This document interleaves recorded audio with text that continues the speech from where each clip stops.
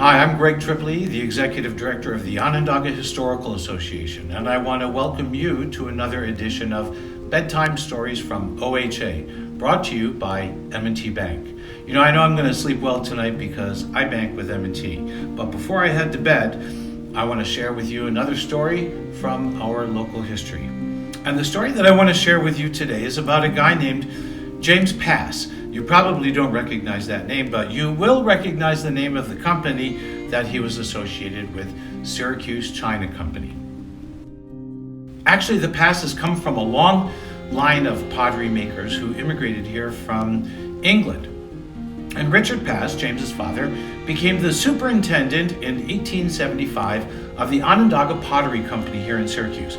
Now that's the company that eventually became known as Syracuse China. James, his son, was about 19 at the time. He was already a skilled potter by then, and he went on to Syracuse University and studied analytical chemistry. At the time, this was the era of Impressionism. Artists were expressing themselves and in ways that were a departure from tradition. Pottery in America at the time was really ahead of the curve when it came to design and style and shape and even color, because of these artists who were beginning to break out of the traditional mold. But the American China pottery could not compete with the fine kaolin clay that the Europeans had access to. We just didn't have access to in America. So they couldn't compete with the Haviland chinas of France and the fine English bone chinas. Now in 1884, James took over as the superintendent of the Onondaga Pottery, and he decided to use the scientific experimental research principles that he learned at SU to bear in creating a clay that would make a china that could compete with those fine European-made chinas.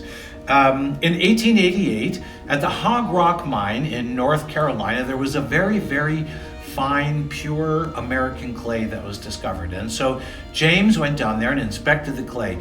And he decided that he would use those scientific principles to experiment with different formulas, different mixes of domestic clays and different firing methods and compounds that would eventually create a clay that could make a china that could compete.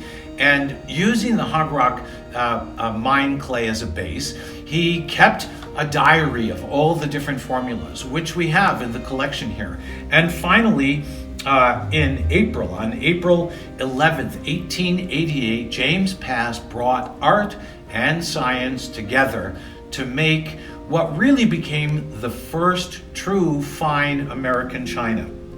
In his little book, his diary, he wrote, quote, "Best in the world, equal to bone china." That was really the first American-made fine china.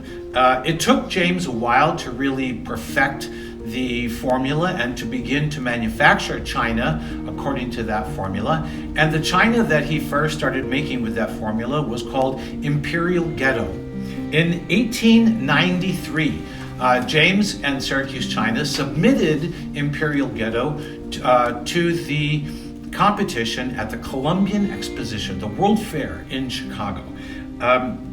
It took first prize, the Gold Award. It was translucent china and praised for its translucency. It was vitreous, it had a perfect glaze, and it was the only American entry that won any awards and the first time that American china won the top award. There was an article in the British Pottery Gazette, for example, that questioned whether or not this china could have been made from American clays because they had never seen such a china, but it was made from American clays. And one of the byproducts of the mix of clays and firing methods was that this china was also much more durable.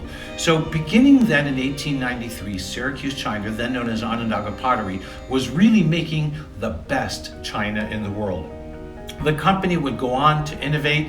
They developed a patent for a rounded edge. One of the biggest problems of china in a commercial setting was that it chipped. So this rounded edge, it was actually called roll edge, prevented the china from chipping so much, and it opened a whole new arena of commercial work for Syracuse China and for its China. And Syracuse China would go on to make China for hospitals and fraternities and sororities and clubs and restaurants and hotels all over the world. Study of Syracuse China is like a study of transportation. They made the China for the trains, the railways, when dining cars were big. They made it for the airlines and for the steamship lines. Syracuse China really was, for 140 years, Syracuse's ambassador to the world of fine china. And all of that really started with the marriage of science and art that was brought to bear by James Pass. Thanks for joining me on another episode of Bedtime Stories. I look forward to seeing you next time. Good night.